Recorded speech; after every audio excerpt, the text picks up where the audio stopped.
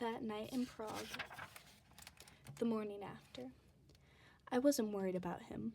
Worrying about Jameson Winchester Hawthorne was about as useful as trying to argue with the wind.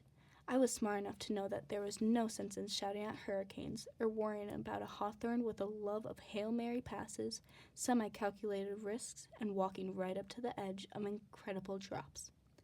Jameson had a habit of landing on his feet. Avery? Orrin announced his presence, a mere courtesy considering my head of security was never far away. It's almost dawn. I can have my team take another sweep and— No, I said quietly. I couldn't shake the feeling that Jameson wouldn't want me looking for him. This wasn't hide and seek. It wasn't catch me if you can. Every single one of my instincts said that this was something. It's been 14 hours. Orrin's voice was a military kind of calm, brisk, matter of fact, always prepared for the worst. He disappeared with no warning. He left no trace behind. It happened in an instant. We have to consider the possibility of foul play. Considering nefarious possibilities was Orrin's job. I was the Hawthorne heiress. Jameson was a Hawthorne. We attracted attention and sometimes threats.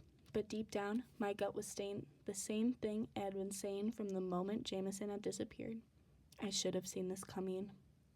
Something electric has been building in Jameson for days, an unholy energy, a powerful drive, a secret. Memories flashed rapid fire through my head, moment after moment after moment from the day I'd stepped foot in Prague. The spire, the knife, the clock, the key. What are you up to, Hawthorne? You have a secret. What is it? Give it an hour, I told Orrin. If Jameson's not back, then you can send out a team. When it was clear that my bodyguard, and sometimes father figure, wasn't going to argue with me, I made my way to the foyer of our luxury hotel suite, the Royal Suite. I took a seat in the chair made of crushed red and black velvet and stared at a wall that wasn't just a wall, my mind working its way through this puzzle for the 100th time. A decadent gold mural stared back at me. Where are you, Jameson? What am I missing? My eyes found the well-masked seams in the wall. A hidden door. Its existence was a reminder to me that Jameson's deceased grandfather, Tobias Hawthorne, had once owned this hotel, that the Royal Suite had been built to the exacting puzzle-obsessed billionaire specifications. Traps upon traps, I thought, and riddles upon riddles.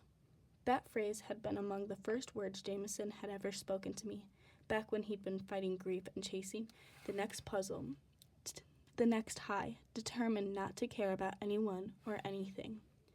Back when he'd taken risks in part because he wanted to hurt. As I stared at the wall and the hidden door, I told myself that the Jameson of those early days wasn't the same Jameson Hawthorne who'd pushed my hair back from my face the day before, spreading it out like a halo on the mattress. My Jameson still took risks, but he always came back. I know better than to worry about Jameson Hawthorne.